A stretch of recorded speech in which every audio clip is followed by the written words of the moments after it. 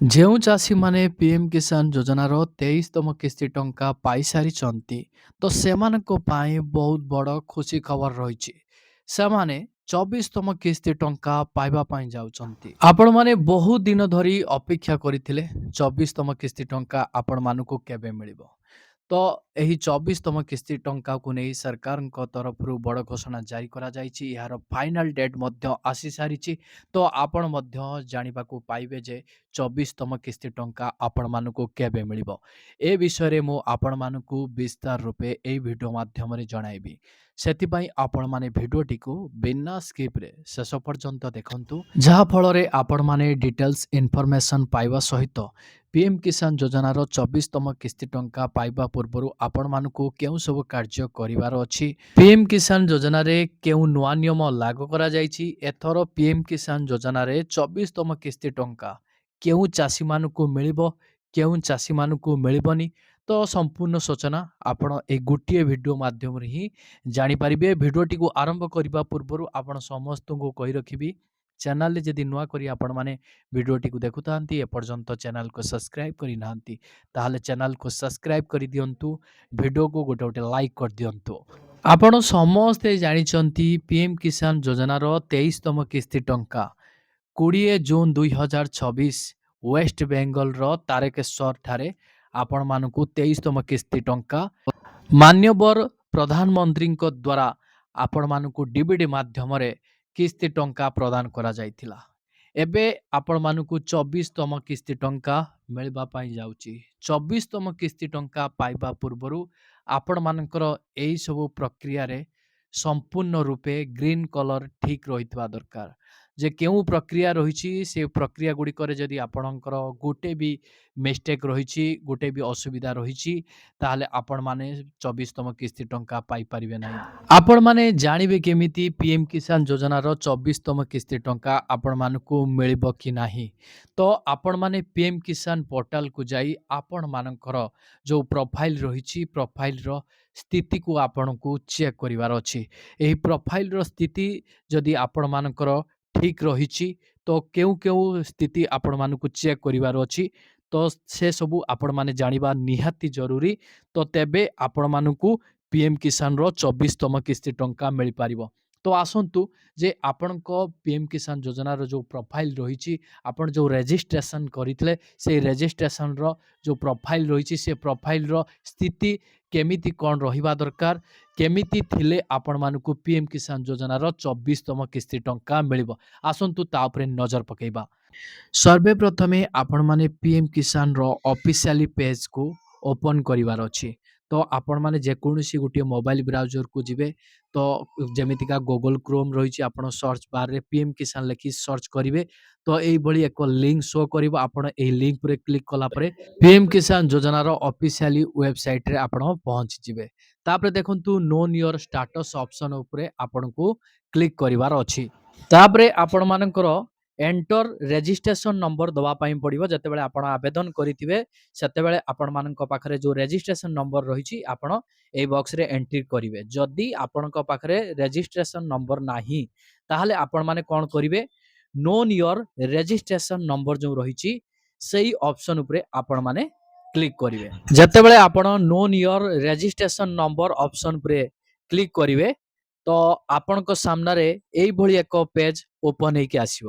ତ ଏଠାରେ ଦେଖନ୍ତୁ ମୋବାଇଲ ନମ୍ବର ରହିଛି, ଆଧାର ନମ୍ବର ରହିଛି। ଆପଣ ଆଧାର କାର୍ଡ ମାଧ୍ୟମରେ ମୋବାଇଲ ନମ୍ବର ଜାଣିପାରିବେ, ନଚେତ୍ ଆପଣଙ୍କର ମୋବାଇଲ ନମ୍ବର ଦେଇ ମଧ୍ୟ ଆପଣମାନଙ୍କର ରେଜିଷ୍ଟ୍ରେସନ୍ ନମ୍ବର ଜାଣିପାରିବେ।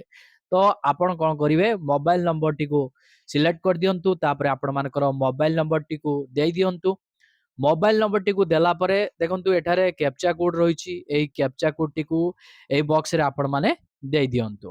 ଯେତେବେଳେ ଆପଣ କ୍ୟାପଚା କୋଡ୍ଟିକୁ ଏହି ବକ୍ସରେ ଦେଇଦେବେ, ଗେଟ୍ ଓଟିପି ଅପସନ୍ ଉପରେ କ୍ଲିକ୍ କରିବେ। ଓଟିପିଟିକୁ ଆପଣମାନେ ଭେରିଫାଏ କରେଇ ନେବେ।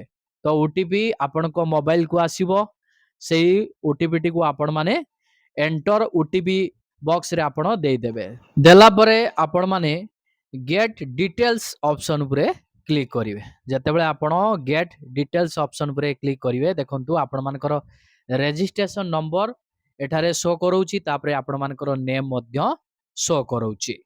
पुणी थरे आपण माने बैक आसीबे बैक आसिला परे नोन योर स्टाटस ऑप्शन पुरे क्लिक करिवे जतेबेले आपण नोन योर स्टाटस ऑप्शन पुरे क्लिक करिवे आपण जो रजिस्ट्रेशन नंबर टी पाइचंती बा जो लेखिकी रखिचंती सेही नंबर टी को एई बॉक्स रे एंट्री कला परे आपण कैप्चा कोड टी को एई बॉक्स रे निर्भुल भाव रे दे दियंतु तापरे आपण गेट ओटीपी ऑप्शन पुरे क्लिक करिवे आपणकर आधार कार्ड सहित जो मोबाइल नंबर टी लिंक रहिची अर्थात जो मोबाइल नंबर रे आपण माने रजिस्ट्रेशन करिसंती सेही मोबाइल नंबर को गुटे ओटीपी जीवो ओटीपी गला परे आपण माने ओटीपी टी को निर्भुल भाव रे ओटीपी बॉक्स रे दे देबे देला परे आपण मानकर एफटीओ प्रोसेस्ड यस रहिथिबो नचेत एफटीओ प्रोसेस्ड नो रहिथिबो तो एटा आपण माने टेंशन लबार नाही एफटीओ प्रोसेस्ड यस थाउ कि नो थाउ 24तम किस्ती आसीबा परे 2 दिन परे आपण मानकर एही एफटीओ प्रोसेस्ड जगह रे यस हे जिवो नो थिले आपण माने टेंशन नियंतुनी सबटु गुरुत्वपूर्ण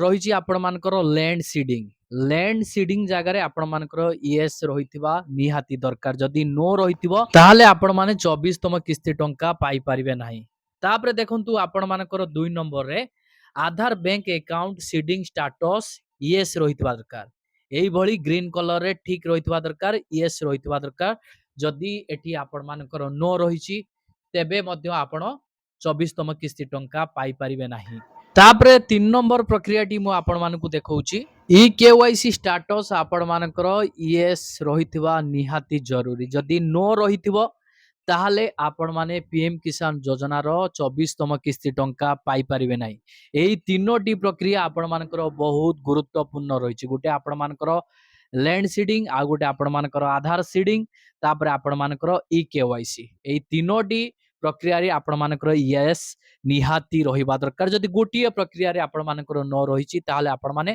प्रधानमंत्री किसान सम्मान निधि योजना रे 24तम किस्ती टंका पाई परिबे नाही एहाकू आपण माने ठीक करिवे केमिति जदी आपण मानकर ए गोटिए प्रक्रिया जगह रे नो रहिछि असुविधा रहिछि तो आपण माने निकटस्थ जनसभा केंद्र को जाई मध्य ठीक करि परिवे आपण समस्ते जानिचंती पीएम किसान योजना रे चासी मानकू वार्षिक 6000 टंका मिलिथाय तो वर्षकू समान तीनोटी किस्ती रे 2000 2000 करी आपण मानकू तीनोटी समान किस्ती रे 6000 टंका वार्षिक मिलिथाय सेही अनुसारे आमे जे देखिबा 23तम किस्ती टंका जून 20 2026 रे मिलिथिला तो प्रत्येक किस्ती 4 मास अंतराळे रे मिलिथाय जदी जून रे आपण मानकू किस्ती टंका मिलिची जदी आमे हिसाब करिबा 4 मास तो को मास पडुची आपण मानकर जून को छाड़ दियंतु जुलाई अगस्त सेप्टेम्बर अक्टोबर अक्टोबर मासरे आपण मानकू पीएम किसान योजना रो 24तम किस्ती टंका